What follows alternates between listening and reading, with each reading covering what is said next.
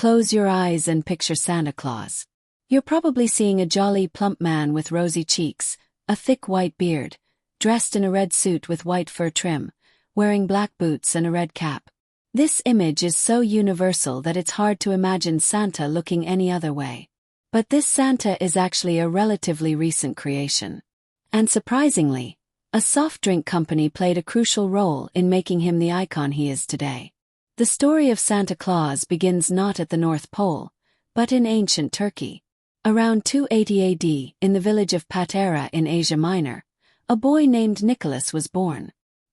His wealthy Christian parents raised him in the faith, but died in an epidemic when Nicholas was still a teenager, leaving him with considerable inheritance. Following Christian teaching to give to the poor, young Nicholas dedicated his fortune to helping those in need. Nicholas became Bishop of Myra while still young.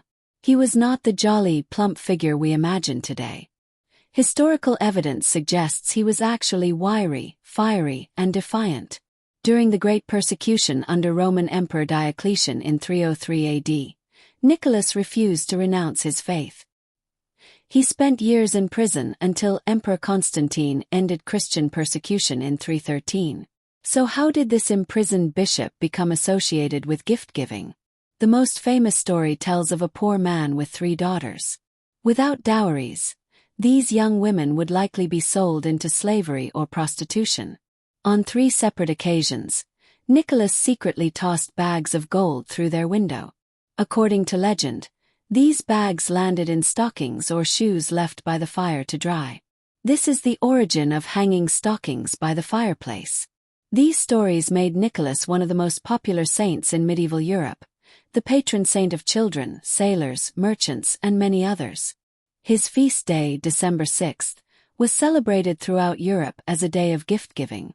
But Saint Nicholas looked nothing like our modern Santa. He was depicted in traditional bishop's robes, wearing a mitre, solemn and dignified, not jolly. So how did Bishop Nicholas transform into Santa Claus? The answer lies with the Dutch. When Dutch settlers established New Amsterdam in the 1600s, which would later become New York City, they brought their beloved Sinterklaas traditions with them. The name Santa Claus itself evolved from the Dutch Sinterklaas, which is a shortened form of Sint Nicolaas. As English speakers tried to pronounce this Dutch name, it gradually transformed into Santa Claus. The transformation accelerated in 1823 when Clement Clarke Moore wrote a poem for his 3 daughters called A Visit from St. Nicholas, better known as "'Twas the Night Before Christmas." Moore's poem created an entirely new vision. No longer a bishop, Santa became a jolly old soul who traveled in a sleigh pulled by 8 flying reindeer, climbed down chimneys, and had a round belly that shook when he laughed. This poem laid the foundation for the modern Santa Claus. During the Civil War in 1863, political cartoonist Thomas Nast began drawing Santa for Harper's Weekly magazine. Nast's Santa was rotund with a flowing beard and wore fur garments. He gave Santa the North Pole workshop and established the idea of Santa checking who's naughty or nice.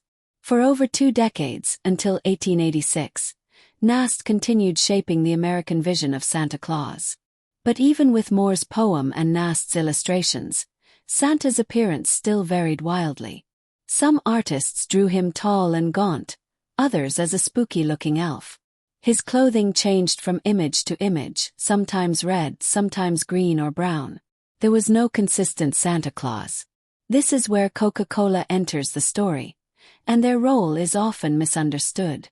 A common myth claims that Coca-Cola invented Santa Claus or created his red suit to match their brand colors. Neither is true. But what Coca-Cola did do was standardize Santa's appearance and spread that image around the world so effectively that it became the definitive version. In 1931, Coca-Cola commissioned a Michigan-born illustrator named Haddon Sundblom to create a new vision of Santa Claus. Sundblom found his inspiration in Moore's 1822 poem, creating a warm, friendly, pleasantly plump, and human Santa. He initially used his friend Lou Prentice as a model, and later even used himself. His first painting appeared in the Saturday Evening Post in December 1931. The timing was strategic. Coca-Cola wanted to increase winter sales, as people often thought of their product as a summer drink. By associating Coca-Cola with Santa Claus and Christmas, they reminded consumers that Coke was ideal year-round. From 1931 to 1964, Sundblom created all of Coca-Cola's Santa advertisements. His paintings showed Santa delivering toys, reading letters from children, enjoying a Coke, and raiding refrigerators. These images appeared everywhere, in magazines, on billboards, store displays, posters, and calendars. Sundblom's Santa was revolutionary because it was so consistent and so human. This Santa had rosy cheeks, twinkling eyes, and genuine warmth. He wore the now iconic red suit with white fur trim, black leather belt, and black boots.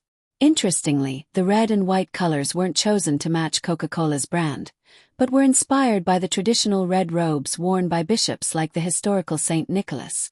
Why did Coca-Cola's Santa become so dominant? Several factors contributed.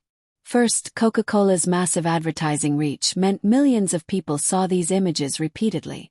Second, the consistency of Sundblom's vision over 33 years created a unified image that previous depictions lacked. Third, the warmth and humanity of Sundblom's Santa resonated with people.